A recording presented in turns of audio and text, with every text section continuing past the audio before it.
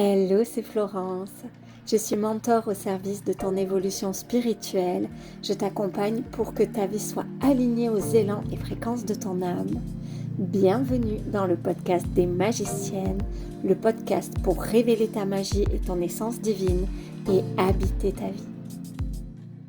Hello les belles magiciennes, j'espère que vous allez bien aujourd'hui.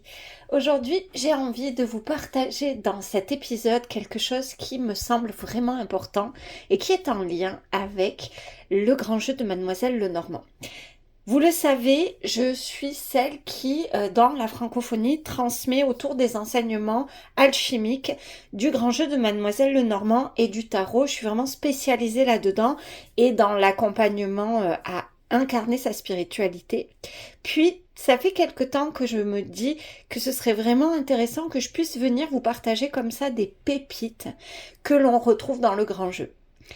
Le grand jeu, c'est comme un immense mode d'emploi de l'incarnation. Imaginez que vous ayez été incarné, livré avec votre mode d'emploi. Imaginez que demain, vous récupériez ce mode d'emploi et que vous puissiez le lire de sorte de connaître parfaitement la manière dont vous fonctionnez et de récupérer la vision de l'âme et la compréhension depuis le point de vue de l'âme. C'est exactement ça que propose le grand jeu de Mademoiselle Lenormand. Pour être vraiment honnête, je trouve que c'est le plus grand legs spirituel que nous ayons dans cette ère moderne, puisque Mademoiselle Lenormand, elle a vécu au XVIIIe siècle, donc c'est vraiment quelque chose qui est à la fois ancien, mais qui est quand même relativement moderne en termes d'enseignement spirituel. Donc elle a canalisé ça juste avant de mourir.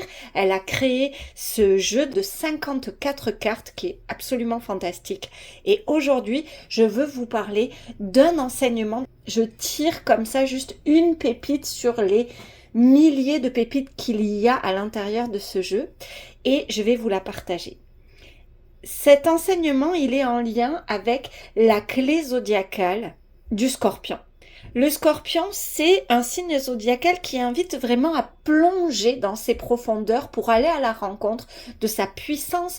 Parfois, on dit que le Scorpion, on l'associe au phénix dans ce sens que c'est la mort et la renaissance, c'est-à-dire oser plonger dans ses profondeurs pour renaître dans une connaissance de nous qui est amplifiée. Connaissance, c'est naître avec soi. Co, c'est avec.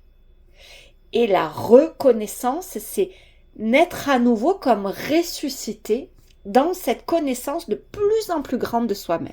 Une des pépites, un des enseignements, je dirais, majeurs de cette clé zodiacale qui est transmise dans l'énergie et l'enseignement du Scorpion et de la planète Pluton et de la maison zodiacale 8, c'est que nous avons à revoir absolument notre manière de considérer nos désirs. Je m'explique.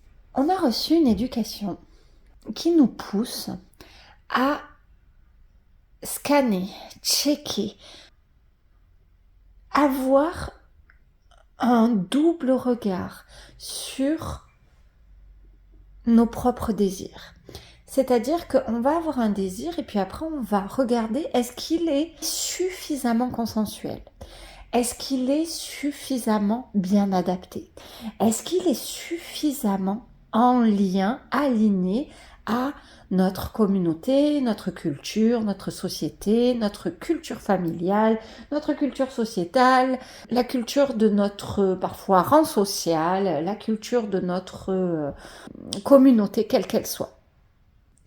Ce qui fait que bien souvent, on va venir réfréner ce désir. Le truc avec ça, c'est que ce que l'on oublie, c'est que notre désir, c'est la manifestation pure des élans de notre âme.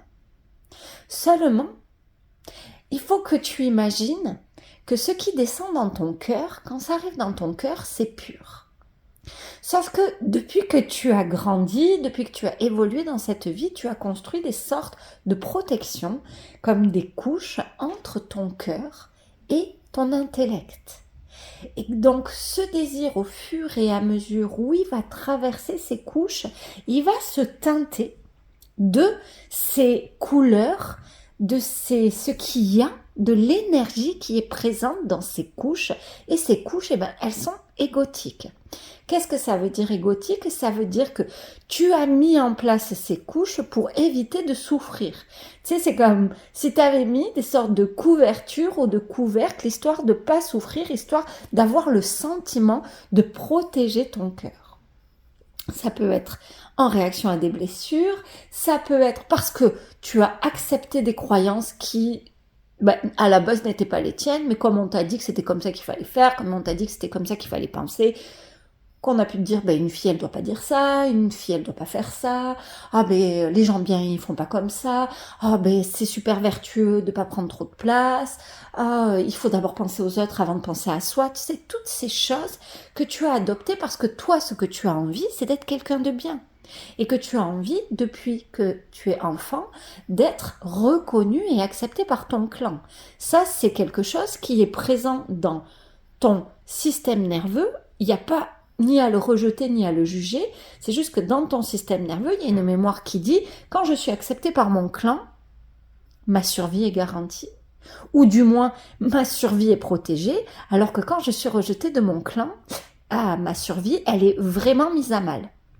Donc, toutes ces choses-là, tout ce désir qui va traverser ces couches, évidemment qu'il va se teinter des couleurs un peu de l'ego. Et que quand il arrive dans ton intellect, évidemment qu'il n'a pas la forme initiale toute pure qu'il avait quand il est descendu dans ton cœur. Puis toi, quand tu vois ça, tu vas pouvoir te dire « Ah non, mais non. Non, mais ça, c'est quand même pas bien. » Et puis tu vas te réfréner. Et cette chose-là, de se réfréner, c'est comme si tu étais en train de museler les élans de ton âme. Par exemple, c'est l'exemple que j'ai pris avec mes clientes avec lesquelles on étudie justement chacun des enseignements. Imagine qu'il y ait une part de toi qui a envie de se mettre en avant.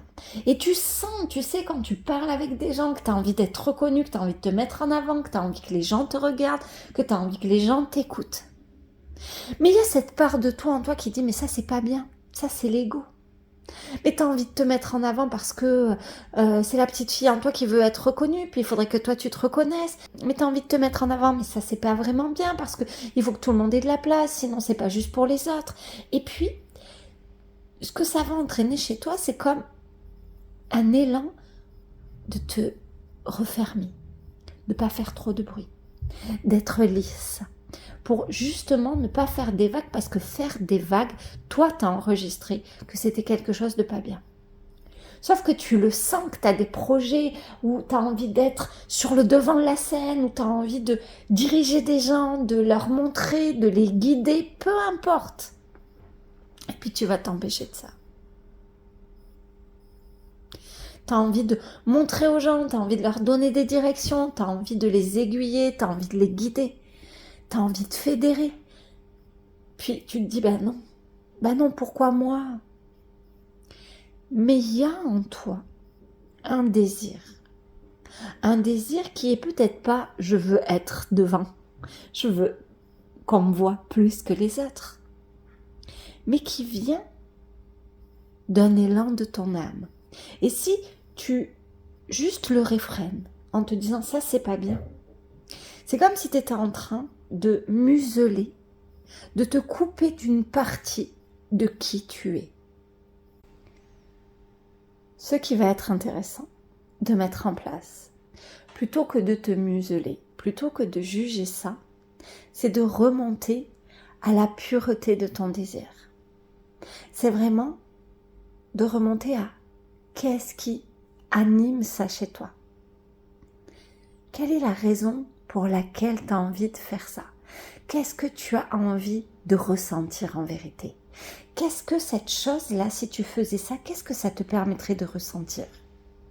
Et là, c'est exactement comme si tu prenais la pelote et que tu la remontais jusqu'à sa source. Ça va t'amener exactement au désir de ton âme, comme voilà ce que moi, j'ai envie de ressentir dans ma vie. Tes désirs, aussi égotiques puissent-ils te sembler, sont toujours l'expression des élans de ton âme. Et la chose à faire quand tu ressens un désir, c'est de l'accueillir et de remonter à son essence pure. Il n'y a pas de problème avec le fait que ça traverse les couches de l'ego. C'est ainsi, je veux dire, t'es incarné sur Terre. Il n'y a pas de problème avec ça. Mais toi, t'es en capacité de remonter pour revenir à l'essence pure. Voilà ce que j'ai envie de ressentir. Et à partir du moment où tu as ça, alors tu vas pouvoir véritablement donner forme à ces désirs. Pour reprendre mon exemple, imagine donc, tu as envie de te mettre en avant, tu as envie d'être sur le devant de la scène, puis quand tu remontes, qu'est-ce que j'ai envie de ressentir ? Ce que j'ai envie de ressentir, c'est d'être inspirante. Moi, j'ai envie d'inspirer les gens. Moi, j'ai envie que les personnes qui résonnent avec ma propre vibration puissent se sentir inspirées. Ok, est-ce que vraiment c'est mal d'inspirer les gens ? Est-ce que vraiment il n'y a pas une voix tellement puissante, merveilleuse, dans laquelle tu peux véritablement aller déployer ça ? Puis, ça c'est un exemple, mais il y en aurait plein d'autres. Regarde tous ces désirs chez toi que tu juges, où tu te dis « Oh, j'aime pas trop quand je suis comme ça. Oh, c'est pas très bien. » Va visiter ça. Assume. Assume et remonte la pelote jusqu'à arriver à l'étincelle pure de ça. Je peux te garantir que si tu fais ça, dans ta vie, il va se produire des miracles. Je te propose de vivre un temps, 2 minutes magiques. Je te propose de fermer tes yeux. Tu vas pouvoir venir placer tes mains au niveau de ton cœur. Et tu vas pouvoir respirer. Je t'invite à visualiser, imaginer, partout autour de toi, des sortes de filaments dorés qui descendent du ciel, qui sont comme les désirs des âmes. Certaines d'âmes que tu connais, d'autres qui sont les désirs de ta propre âme. Et tu peux les voir descendre, créer des sortes de vortex de lumière et descendre dans ton cœur.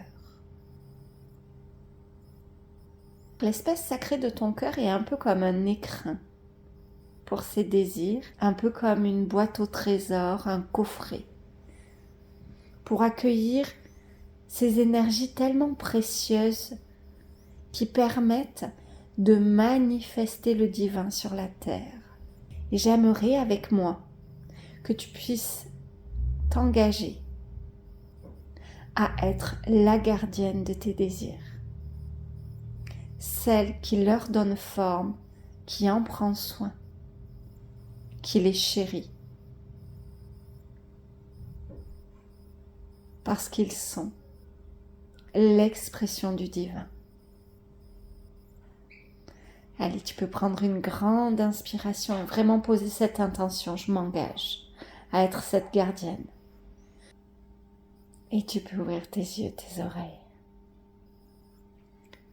Voilà, ma belle magicienne, cet épisode est terminé. Je te donne rendez-vous la semaine prochaine pour un nouvel épisode de ton podcast.